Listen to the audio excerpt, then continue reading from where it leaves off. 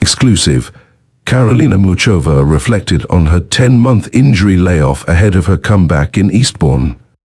Karolina Muchova is making her long-awaited return to competition in Eastbourne this week after beating her expected surgery recovery time.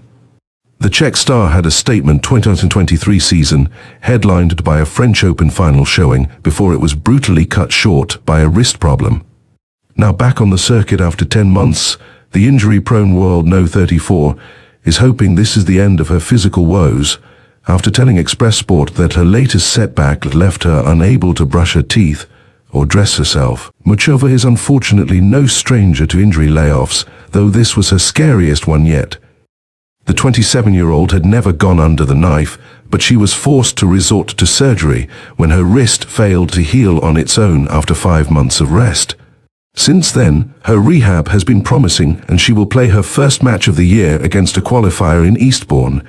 Explaining why she decided to come back now, the former World No. 8 told Express Sport, "Honestly, after the surgery, the goal was to come back August for the hard court season because that's what usually it takes to heal the tendon that I had a problem with. But the rehab was going so well and I started to practice like 7 weeks back, I would say. So far, knock on wood, I didn't have any setback and I could still keep on going, and we were adding more and more hours. We had a plan on how to follow up from my surgery and the doctors and physios, and everything went well so far."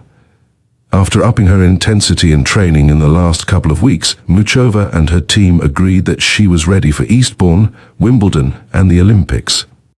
It's a surprising turnaround given that her entire arm was in a cast just a few months ago. As a result, the 2023 French Open finalist was virtually bedbound and unable to do ordinary tasks, let alone tougher racket.